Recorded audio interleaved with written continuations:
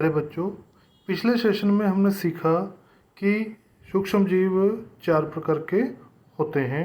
जीवाणु, कवक, शैवाल और प्रोटोजोआ। और एक अन्य कैटेगरी होती है विषाणु, जो सजीव और निर्जीव के बीच में रहती है। यानी जब तक ये हवा, पानी आदि में रहते हैं तब तक तो निर्जीव होते हैं, और जब ये किसी जीव या पौधे के शरीर में चले जाते हैं तो ये सजीव बन जाते हैं और वृद्धि करने लगते हैं। अब प्रश्न ये है कि ये कहाँ रहते हैं, सूक्ष्म जीव कहाँ पाए जाते हैं? तो सूक्ष्म जीव सभी जगह पाए जाते हैं। ये बर्फीले इलाकों में भी हो सकते हैं और उबलते हुए पानी के चश्मों में भी पाए जाते हैं। मिट्टी में भी होते हैं, वायु में भी होते हैं। ये सजीवों के शरीर के अंदर भी पाए जाते हैं और बाहर भी होते हैं। तो यानी सभी जगह पाए जाते हैं।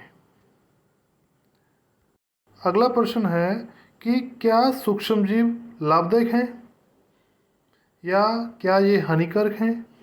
तो उत्तर आएगा, कुछ सूक्ष्म जीव तो लाभदायक होते हैं और कुछ सूक्ष्म जीव हानिकारक होते हैं। कुछ सूक्ष्म जीव जैसे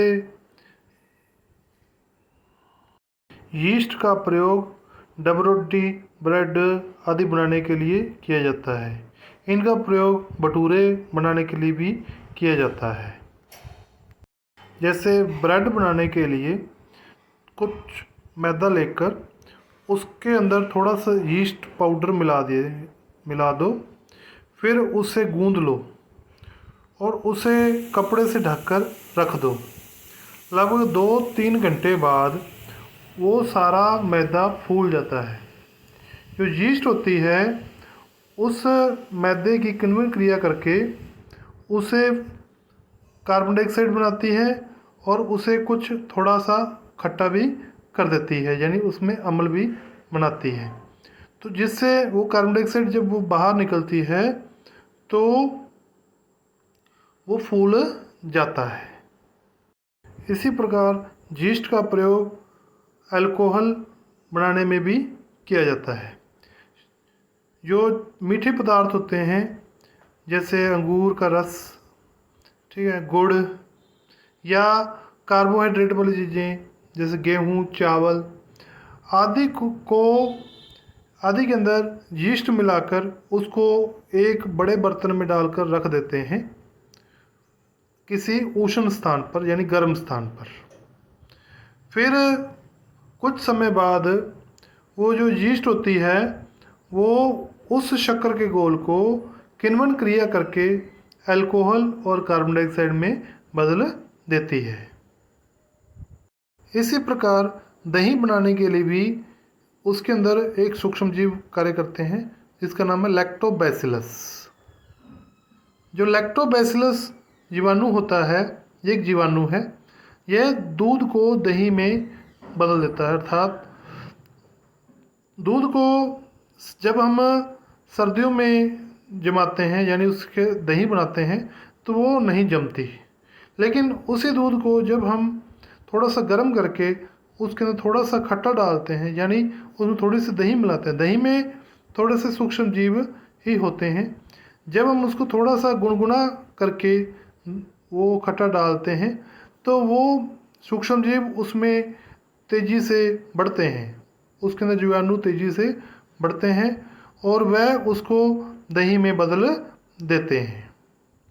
पिछले सेशन में हमने सीखा था कि सूक्ष्म जीव मनुष्य और पशुओं में अनेक रोग फैला देते हैं। लेकिन क्या आप जानते हो कि सूक्ष्म जीवों द्वारा होने वाली बहुत सी बीमारियों का इलाज सूक्ष्म जीवों द्वारा ही किया जाता है? आपने टीके या वैक्सीन के बारे में सुना होगा।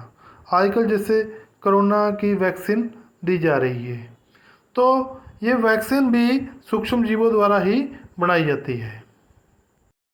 वैक्सीन वास्तव में जो बीमारी होती है उसी बीमारी के जो सूक्ष्म जीव हैं उनका मृत करके उनका घोल बनाया जाता है और उन मृत रोगाणुओं का घोल शरीर में डाला जाता है। यानी कोरोना वायरस की जो वैक्सीन बना रहे हैं वो कोरोना वायरस को मृत करके उसको गोल बनाकर उसका इंजेक्शन दिया जाता है, तो जिससे शरीर में प्रतिरोधक क्षमता बढ़ जाती है। इसी प्रकार अनेक प्रतिजैविक पदार्थ भी बनाए गए हैं। जैसे कुछ कवक हैं, उनको हम प्रतिजैविक पदार्थों के रूप में प्रयोग करते हैं। जैसे एक पेनिसिलिन नामक एक कवक है, उससे एक प्रतिजैविक पदार्थ बनता है जो बहुत से सूक्ष्म जीवों को नष्ट कर देती है। कई बार इससे अनेक दवाइयाँ बनती हैं, जैसे स्ट्रेप्टोमाइसिन, टेट्रासाइक्लिन, एरिथ्रोमाइसिन। ये प्रतिजैविक पदार्थ हैं, ये कवक द्वारा ही बनाए जाते हैं। यदि सूक्ष्मजीव ना होते, जीवाणु और कवक या फफूंद ना होते, तो धरती पर कूड़े के ढेर लग जाते।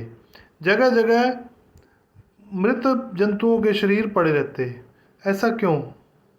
क्योंकि जो सूक्ष्म जीव यानी जीवाणु और कवक, ये मृत जंतुओं के शरीर और पौधों के अपशिष्टों को गला सड़ाकर उन्हें मिट्टी में वापस मिला देते हैं, जिससे सफाई का कार्य होता है। तो इस तरीके से आपको समझ में आ गया होगा कि सूक्ष्म जीव हमारे लिए कितने महत्वपूर्ण हैं।